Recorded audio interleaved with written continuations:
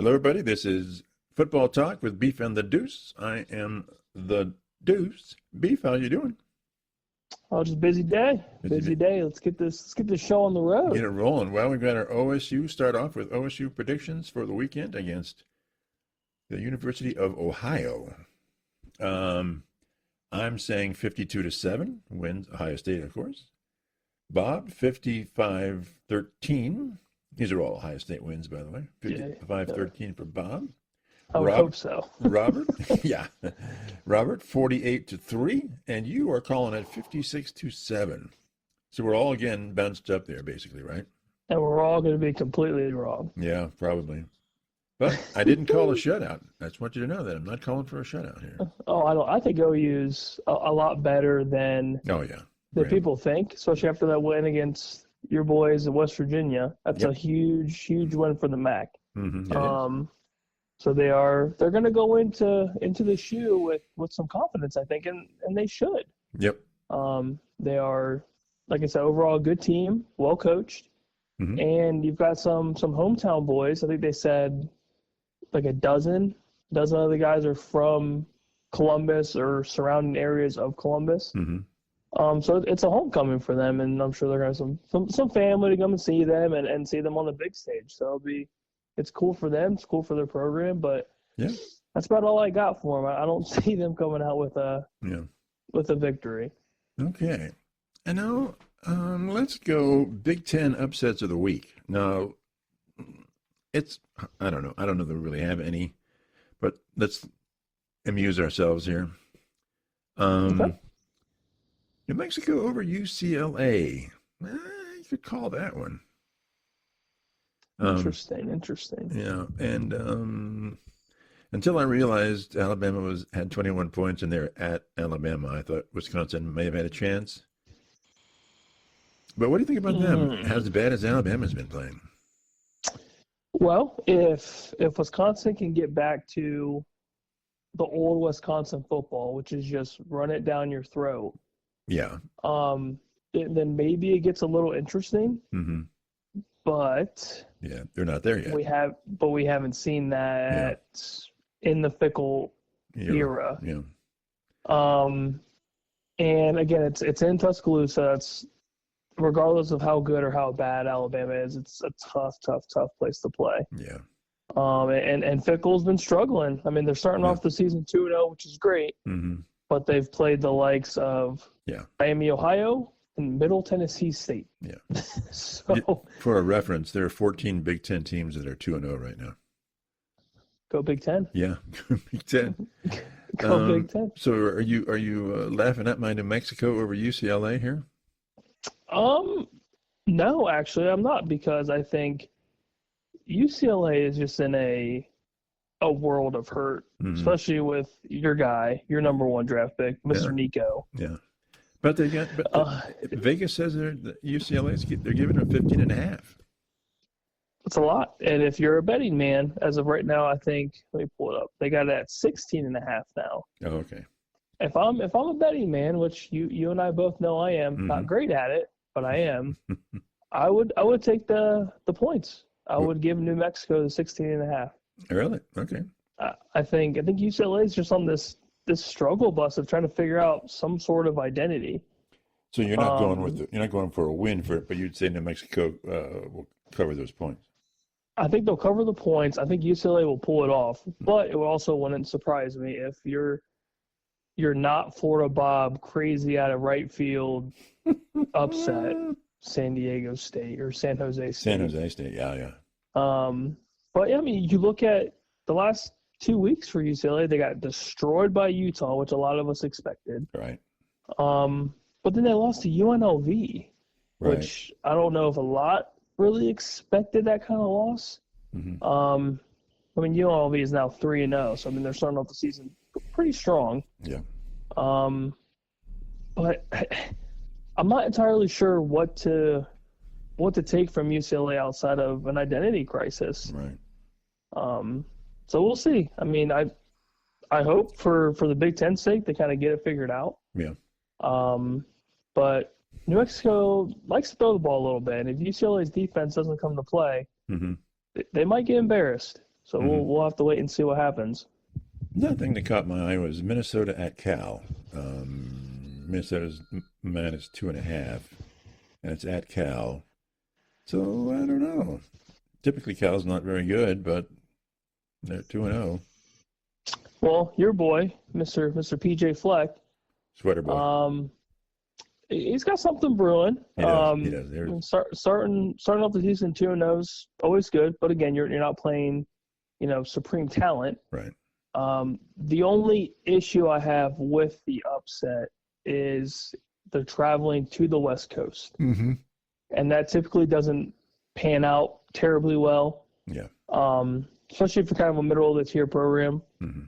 But it looks to be, as of right now, they are favored. They're minus 140 on the money line. So I mean, I would like to say Minnesota, but my gut tells me the home team. So you're looking for a mild upset here? Yeah, a little bit. I hate the travel to the West Coast because you're playing later in the day for Minnesota. Right. So it's just a little different. Okay. But we'll see. I mean, if Minnesota's defense comes to play and the air raid-ish offense of Cal, if they can kind of suppress that a little bit and make it ugly, I think Minnesota wins that game. But if Cal airs it out and it's just a mess, then so Devin Brown's a quarterback for Cal, right? I don't think he ended up getting the starting nod. Oh, really? Okay. I don't believe he did. I think he's the current backup. Okay. Yeah, they got, what's this guy's name? Okay. So you're Saga Pultelli, I think. All right. Good for you. So I tried. Yeah. Okay. And I was looking at USC Purdue, but I just don't see it happening. That Purdue would upset USC. Just don't. Absolutely not. Yeah. Absolutely not. So the only thing we're looking at really is New Mexico over UCLA. Yeah. All the other games are just blowouts, 50 points and all that stuff. Yeah, absolutely. That's kind of how I see it. Okay. Florida Bob, our buddy Florida Bob, who we listen to all the time, even if it's San Jose State. Hey, we needed a laugh, didn't we? He says, and only the style that he can do it, that Michigan State can be, and kind of predicting Michigan State will be 6-0 going into the Indiana game. Of course, they're 2-0 now.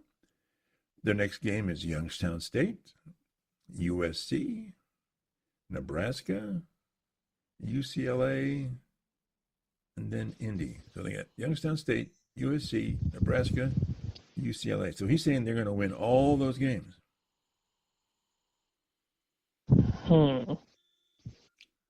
Interesting. Very interesting. I think the two bumps could be USC and Nebraska. So I think Florida Bob, you're on that special stuff again. Whatever you want to call this special stuff. Florida. Yeah, the Florida somethings. I see them going down 2 games. I see them losing to USC, and I think they lose to Nebraska as well. Right. I don't see the undefeated. Maybe they can squeak through Nebraska. But I don't think they can squeak through USC traveling. Yeah, USC, to SoCal. It's at USC and it's at Nebraska, so that's back-to-back tough games. Yeah. Yeah, you have 3 out of that stretch. You have 3 away games in 4 weeks. Yeah. That's ugly. But I wouldn't. But, yeah. Are they away at Youngstown State? No, they're home. Oh, you mean? So but they're at Indy. Yeah. Yeah, they'll be at Indiana, at Nebraska, at USC. So it's what 1, 2, 3 away games in 5 weeks. They have a bye week. Yeah, and one of them's that's Indiana. Tough. Yeah, one of them being Indiana. That's tough. They have a tough schedule. Yeah, they do. So you're saying no way, Bob? Nope, no way, Bob. Okay. Good luck. Better luck next time. The day that he's correct, we'll never hear the last of it. Okay. Absolutely not. I'll get a postcard. Yeah, and you'll be spending some cash. No, just a little bit. A little bit. Just a little bit. Just a little bit. Is anything else going on with the Buckeyes? No, I think a lot of us are curious to see the, I guess, production of Julian Sane, if it's going to continue to be what we saw last week. My hope is that we continue to see the playbook open up, which I'm sure it will. Yeah. And I want to see him build more and more confidence throughout each week, especially getting into when you get like the midst of the Big Ten schedule. I want no holds barred, no like we're inching through the playbook. Just it needs to be wide open, and then show the talent that we know that he has. Right. And I'm so excited to see the defense. Going into another week. Granted, it's OU. But I want to see domination. I want to see them establish dominance on the line on both sides, and walk away with an easy victory. I don't want to see any struggles. I don't want to see any hoopla, if you will, or any like fancy plays. Just play good football, turnoverless football, and then just move on. Yep. Up to the bye week, which you just love. Love me a bye week. Oh, yeah. I'll be at a pumpkin patch, I'm sure. Okay. All right. Now let's move then to the professional NFL of America teams. All right. Here's my 4, and these are some CBS Sports, by the way. These are upsets. There are 4 upsets in the NFL. Okay. They're saying, and I don't know, but it's Commanders over the Packers. Packers are 3.5. What do you think? Nope, I have that. That is on my money line parlays for the weekend. So that is one of them. Are you going win or just the points? I got Washington winning outright. Okay. All right. Based on what? That fact that just the Commanders are a better team overall, basically, or? I think they're a better team. I think their defense is better than advertised, and Jordan Love's been kind of struggling through the air, not putting up a ton of production. Right. They've definitely benefited from Josh Jacobs being a workhorse. But I'm not a huge fan of everything outside of Josh Jacobs. The wide receiver core is still kind of unknown. They're banged up. And I feel like Jordan Love's just struggling overall. Yeah. Like he's putting up good numbers, but it's nothing like to write home about. Okay. And I think Washington on both sides of the football, I think they're just better. Jaden Daniels, I think, is the supreme out of the 2 quarterbacks, and I think he's the difference maker with his legs. I think it's a close game overall, but I think Washington squeaks it out like a 24-21 kind of game, something super close. Super close. Okay. Jacksonville will beat Cincinnati. Yeah, right. Get out of here with that. You're the No, Cincinnati thank you. after how they looked against the Browns? Are you kidding me? I think the Browns' defense is better than advertised too. I think that defense played really well. Yeah. The scheme that they had against the Bengals, I think, worked perfect. But it tends to only and work. Jacksonville's not even close to that. Not even close to that kind of defense. Now, if Travis Hunter is the real deal and he locks down Jamar Chase for, however, somehow, I don't know how he's going to do it. But if he does do that, then maybe it gets interesting. But I think Cincinnati comes out and just slings it. I think it's ugly. You think Jacksonville just doesn't have the pass rush that the Browns have? I don't think so. I'm not even close. Okay. I think the Browns front 4. I mean, their defense as a whole. I mean, you have a lockdown corner in. Yeah. And why am I drawing a blank? Why am I drawing a blank? God, it's a Buckeye too. Oh God, that's embarrassing. Ward, isn't it? Yeah. Ward. So you have him. Obviously, you have Myles Garrett being one of the best pass rushers in the league. And look what they did. Look what they did last week. They pressured Burrow pretty well. Yeah, knocked him on his butt. And at the same time, they limited him to well under 200 yards total passing. Yeah. So I can't imagine that Jacksonville's even close to that kind of talent, especially with Denzel Ward locking down whoever he was in front of throughout that whole game. Okay. So, all right. So you're just basically saying because it's Jacksonville, but you're still holding that Cincinnati is a premier team. yep, absolutely. And at the end of the day, they won a tough AFC North game. As much as people think the Browns are garbage, Browns look pretty damn good in Week 1. So I will give them their kudos. Yeah, my guy Joe, ooh. slinging. Yeah, got that nice smooth ball that no one seems to be able to catch. Yeah, thanks, Jerry Judy. In fact, we can get 2 hands on it and we still can't catch it. Okay. Anyway, it's the Browns, right? It's the Browns. Gotta love them. Yeah. Gotta love them. Seahawks will beat the Steelers.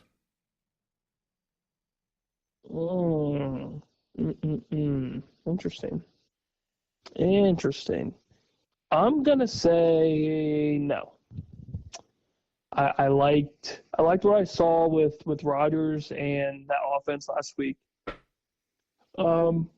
Against I would say decent Jets defense. Nothing to write home about, but I think they're decent enough, especially in the secondary. Mm-hmm. And Rodgers torched them, just torched them. Mm-hmm. And I don't think the new addition of Sam Darnold going into Pittsburgh is going to cut it. I don't see him being able to, I guess, deal with the physicality of an AFC North team. And I think the pass rush of Pittsburgh's, I think it gets a little hairy for him. And I think Watt has a big day. And Seattle needs to establish some sort of ground attack. Mm-hmm.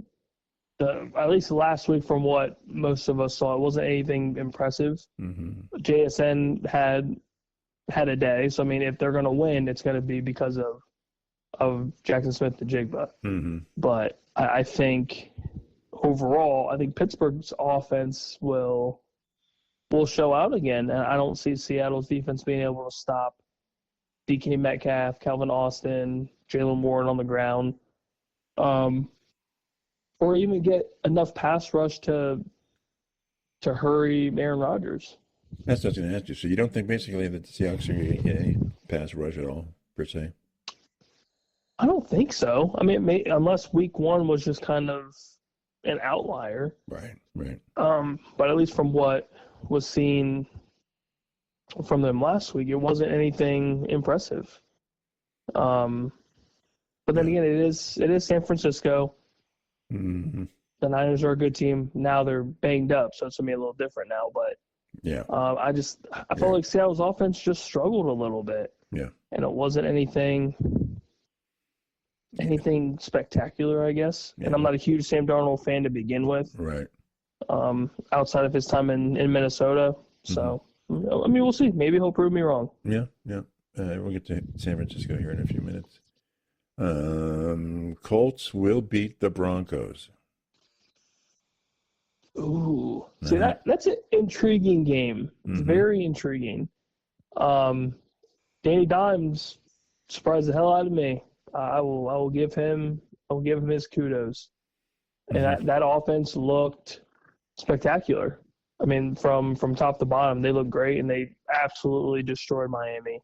And Denver struggled last week against Tennessee. That was a very ugly game. You think Nix is in his sophomore slump? No, I think, at least from the last couple of years, Tennessee's secondary is very, very stingy. It's hard to pass on them. It's easier to run on them.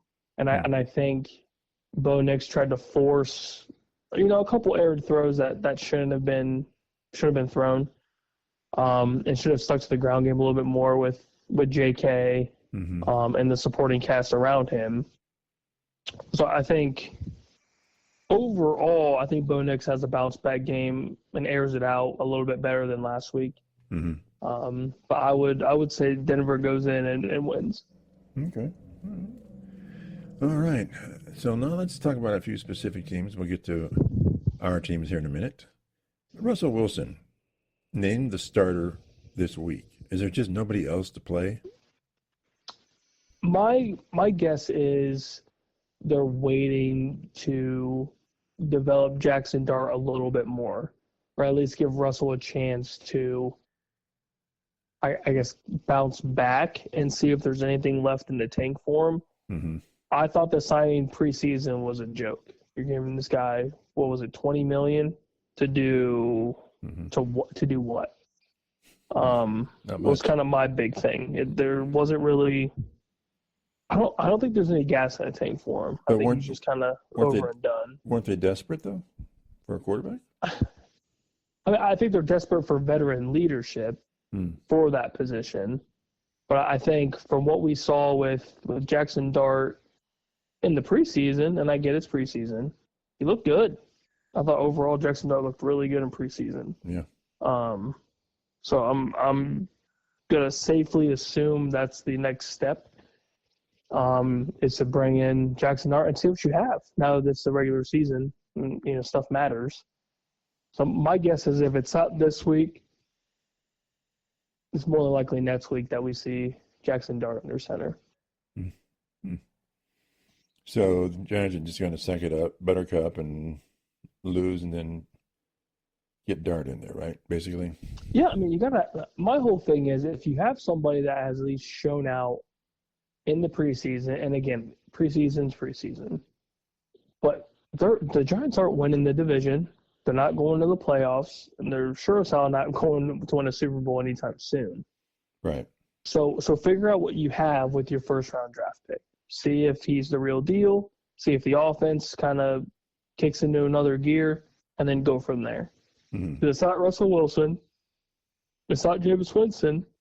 And if it's not Jackson Dart, you need to figure out your quarterback situation fast. Because the NFC East is just getting tougher and tougher. Mm-hmm. And now that we saw Dallas damn near beat Philadelphia, you're not better than any of those teams ahead of you. So it's tough to say, what exactly they're going to do. But my guess is it's probably Jackson Dart's time here soon. Okay. All right. The 49ers, Brock Purdy's out for a couple of weeks, turf toe. Kittle's out for a hammy. What is this time to ring the bell for defeat here? Well, they're fortunate enough that they're going against the Saints, and the Saints aren't any good. All right, that's this week, but we're talking that's this week. So let's see. So you've got Saints this week, Cardinals next week, Jacksonville, then the Rams. So I think they're fortunate enough that Mac Jones is their backup. Mac Jones looked pretty good in Jacksonville his last couple seasons. And we have also seen a lot of these quarterbacks that have come up from, very mediocre franchises. They go to San Francisco, they go to Minnesota, and they look good in those systems. Right. So I can't imagine Mac Jones coming into this system and being piss poor. That's going to be a little different with Kittle being out. I think that's the biggest thing is, one of your star-studded targets is out for 4+ weeks. Yeah. And who knows how he's going to look when he comes back. Yeah, hammies are... It's tough. Yeah. So is this opening the door for the Rams to just take the division? I wouldn't say that necessarily. I still think they'll be able to win against New Orleans. I think they can squeak it out against the Cardinals. Jacksonville gets a little hairy, and then if Brock's not back by the Rams, you're probably looking at an L, at least against the Rams. But I'm not terribly concerned with the next 3 weeks. I think they'll be fine. You still have CMC healthy, hopefully. Mm-hmm. Sounds like Juwan Jennings is going to be fine. Ricky Pearsall is going to be fine. Their backup tight end looked good. Yeah. All things considered, he was still. Yeah. Man, I'm pretty sure he scored a touchdown. So I get he's not George Kittle, but Tongs is fine. I think they'll be relatively okay for the next couple weeks. I'm not going to say, they're going to be fantastic, but I think they can squeak out some ugly wins and hopefully be healthy by the time they play the Rams. Okay, so you're saying they could be 3-1 before they get to the Rams? Yeah, I wouldn't be surprised if they squeaked out some wins. especially from the teams that aren't, necessarily the best. Right. Jacksonville looked ugly last week too. Yeah. And so if they can, play some good defense, I think they'll be fine. Okay. So basically lean on the defense here. Yep. Yeah, I think they'll be fine. The Saints looked better last week than I expected them to be. But they don't really have a ton of offense. So as long as the defense can just lock down a little bit, Niners can put up 14, 20-something points, I think they'll be fine. Okay. All right. So talk to me about this week in the wacky world of the Dallas Cowboys. What's going on? Oh, boy. They're going to pull this one off? I would hope so. I would hope so. See, they're playing the Giants, right? So, yeah. Yeah. I would hope so. But so what are you looking for? I'm looking for a good running attack. I'm going to see Javonte Williams kind of get another, pretty decent workload. I want to see Dak sling the ball down the field efficiently. I want to see Pickens get involved a little bit more with the deep ball, and kind of utilize, a really good wide receiver too. We went out and got him, so let's use him. He only had a couple, I think less than a handful of targets last week. So I'm hoping he gets involved a little bit more. Jake Ferguson gets involved a little bit more. And our defense, continuing to look relatively okay. I thought they were fine last week, especially against the Eagles. Right. So I would assume going into this week they can limit the Giants, and limit the big plays. Can't let Malik Neighbors get out in space. You can't let Tyrone Tracy run all over you. And then, establish the rushing attack is what we did last week, and it worked perfect for the most part. Also, we didn't win the game, but we looked good enough to kind of raise some eyebrows of, is Dallas actually okay? Like, are we going to be fine? Yeah. So we'll see. I mean, I'm just hoping for, again, turnoverless football. I don't need Dak to force, any crazy throws. Just lean on the rushing attack, open up the play action, and that's where he shines. Okay. So after 1 week, that's really premature and maybe not even fair. How would you evaluate the trade to the Packers for Parsons? Well, we couldn't really stop the rushing attack, but we did limit Barkley under 100 yards, which is essentially what you want to do with that rushing attack. But our big thing was we let Jalen Hurts run all over the field. Mm-hmm. So did it benefit us to utilize that trade to establish another, premier nose tackle? Not in week one.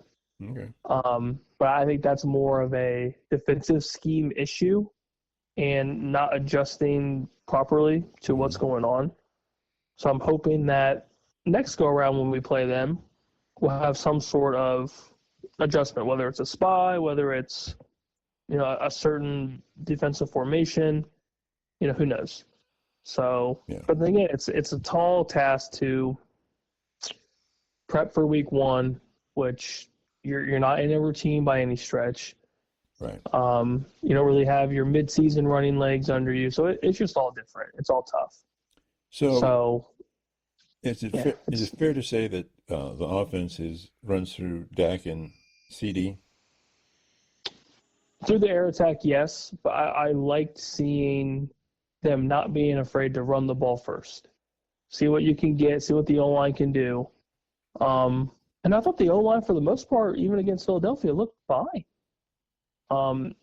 Dak wasn't getting knocked on his ass too much, if at all. Yeah. And didn't really seem to be hurried. So I liked seeing that. Again, Jalen Carter's out of that game, so that's, a massive loss for Philadelphia. Mm-hmm. But I liked seeing what our offensive line did last week. So if our offensive line can establish some sort of, dominance on the line, then the passing attack could be dangerous because you get to the second level with CeeDee Lamb, with George Pickens. That's a lot of speed and that's a lot of talent. Mm-hmm. So as long as the line does its job and the running attack does what we need it to, Yeah, I think the offense could absolutely go through Dak and CD. Do you think they're going to try and pump up the running attack against the Giants? I mean, they're trying to feature it or get it moving. Yes, if they can establish it first, I think that's key, because then the playbook opens up an insane amount. Because in the play action where Dak is dangerous and CD is dangerous, especially when you get ISO coverage, that's what you want. You want CD Lamb or George Pickens in on one-on-one, and 9 times out of 10, they're probably going to win those matchups. So that's all I can hope for is I'll just give me a mediocre rushing attack. Just please. That's all I ask. So I know it's the NFL and it's hard to point predict, but any point predictions on that game? I'm going to say, let's go. I'll go 35-10. I think it's going to be relatively high scoring. Wow, 35-10. Okay. All right. Yeah, that's okay. Well, that's kind of a bold prediction. All right. It's very bold. It's very very bold. Speaking of bold predictions, my Brownies, they're going up against what, Baltimore this week? Yeah, in Baltimore. In Baltimore. So what's their best life in Baltimore? What can they hope to do here? Well, Let's assume a loss. Let's assume a loss. If I had to say anything, it's a given, but just try to contain Lamar as best you can. Yeah. Good luck. Don't let him get outside of the pocket, down the sidelines. That's where you get destroyed. Because you're not going to be able to stop Derrick Henry and Lamar Jackson. But you got to limit Lamar's legs as best you can. I think you have a better shot at least limiting Lamar through the air than you would on the ground. So you would try to force them to put it on the backs of Henry? Yeah, as crazy as that is to say, I feel like your best shot is to keep the game as low scoring as you can. And I feel like the only way to really do that is to, I guess, keep Lamar in the pocket as best as you can. I don't know. It's tough to really figure out because outside of Baltimore's defense, which completely gave up that game last week against Buffalo, they don't really have a ton of negatives. Right. Derrick Henry obviously looked like a stud. Lamar looked good. It's just their defense. Yet again, defense just kind of shit the bed. But I think limiting Lamar on the outside, keeping them in the pocket, Derrick Henry's going to get his yards. I feel like that's a given. And Joe Flacco doing what Joe Flacco does. Throw the ball where the receiver can catch it, and then the receivers need to obviously catch the ball. Yeah. But is Flacco going to get any time to throw? I would hope so. Well, yeah, I would hope so. Too. But... I would hope so. But I think the plan, if there's an offensive game plan for Cleveland to succeed, I think the short to intermediate passing attack will be key for you guys. And then the occasional deep ball. And I mean that's what Buffalo did. Now, granted, Buffalo's offense is 10 times better than what Cleveland's got, especially on the outside. Right.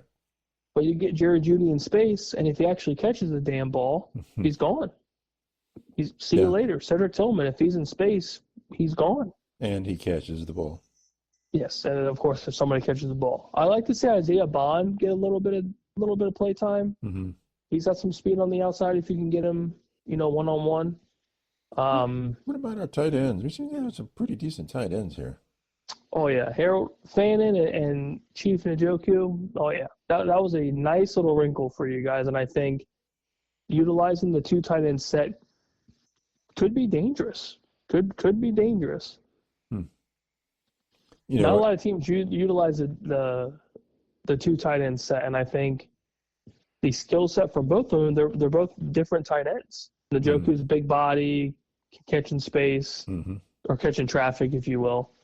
And Harold Fannin can utilize his speed in the open field. He's also a big target. You can't miss him. You can't miss both of them. But yeah, I would continue to utilize both of them and see what you can do against that secondary. Mm-hmm. But I mean, that's gonna be your best chances to win through Flacco's arm. I have to reference the last Sunday night game, Bills and Ravens. I was just so impressed by both teams, really. I think the quarterbacks were at their peak. They were just elite level play from the quarterbacks.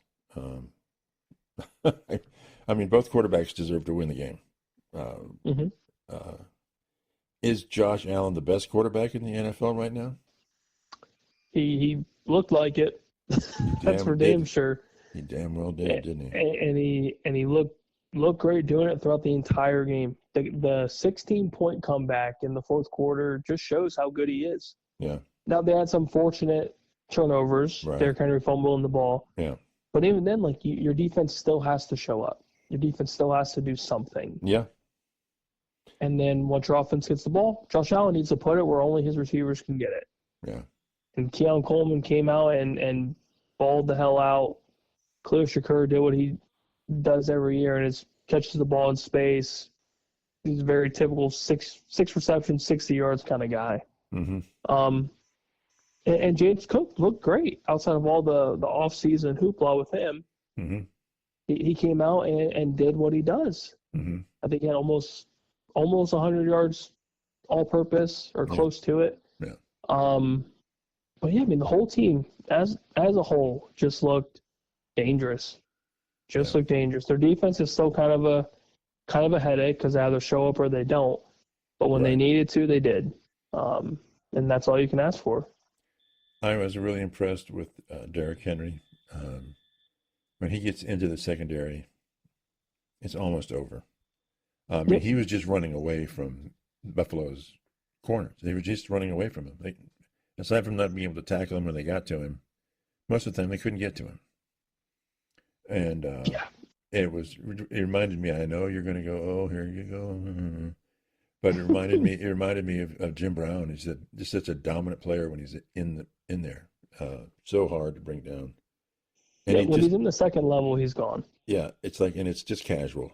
It's just, what? No, you're not catching. You're not even going to touch my legs. And it's funny because they were talking about one of Buffalo's safeties, how he ran like a 4.6 or something, 4.7, something, good. Not Sunday night. And they're like, yeah, Derrick Henry runs a 4.4. Yeah. And you can just see this freight train. Oh, yeah. Just running down the side. It's crazy. When you get that big of a man running away from your defensive secondary, it's absolutely, and he's in his 30s, and he's still as good as ever. But is it just that's Derrick Henry, and that's what Buffalo just had to deal with that day? Because I mean, I can't really criticize their secondary. I mean, no, I think Derrick Henry is just on a whole other planet. Yeah. When it comes to his rushing ability, and he torched them last year. Yeah. I mean, he ran for almost 200 yards last year. So going into this game, you're expecting. I mean, Derrick Henry is going to get his. He's going to get the ball 20 plus times. Right. He's going to get 100 yards. However, somehow he gets it. Mm-hmm. Because Baltimore wants to establish the rush attack, and it goes through Derrick Henry. Right. So I'm not surprised at the game that he had. I think I'm more surprised at how quickly he got to 100 yards.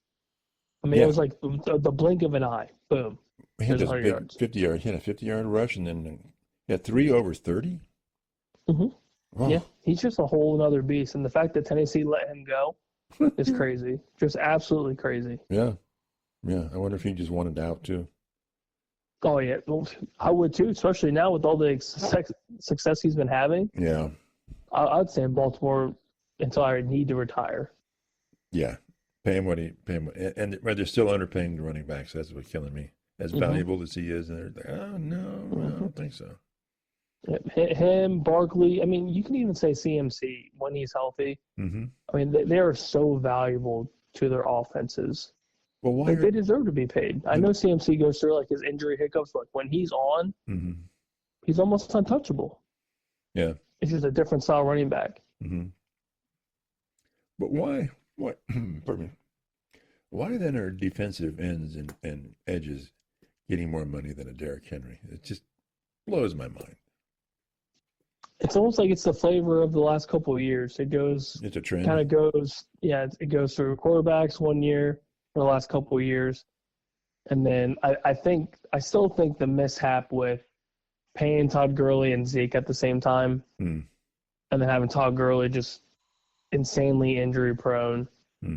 Zeke kind of went through his decline of being a workhorse. His body just got a lot of wear and tear.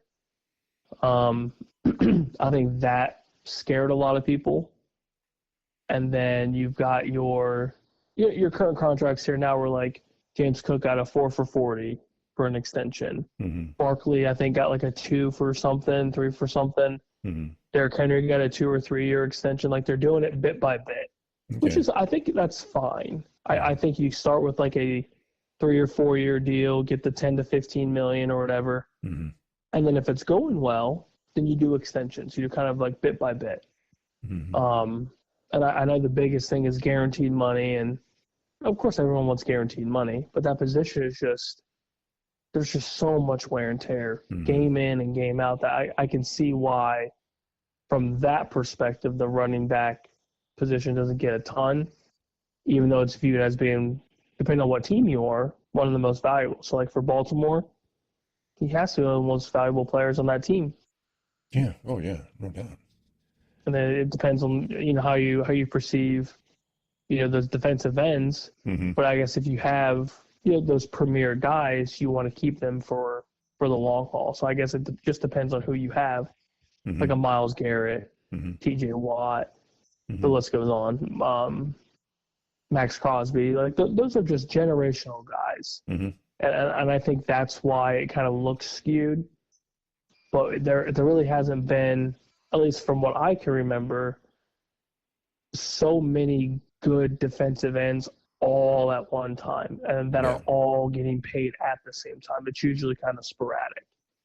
At least contract-wise, it's a little bit, one or two here, and then next year there's 1 or 2. It just kind of seems like they all came out of, very close draft classes. So I wonder if that kind of skews it a little bit. So here's a question that's maybe hard to answer. That's why I ask you it. Of course. Back in the day when I was growing up, the defensive line would be the star. The purple people eaters, the steel curtain, all those 4 guys or 3 guys. But now it's like, it's the Bosa. It's this guy. It's that guy. It's not the line. Is that because, well, it just isn't anymore, or how does that work? Or am I just wasting my breath here with that question? Ask it one more time, just so I can hear it right. Well, like with Minnesota way back in the day, it was the purple people eaters. That was their. But it was all 4 of them. And with the Steelers, it was the steel curtain, and it was all 4 of the linemen, with even me and Joe Green and all those guys. But it was still all 4 of those guys.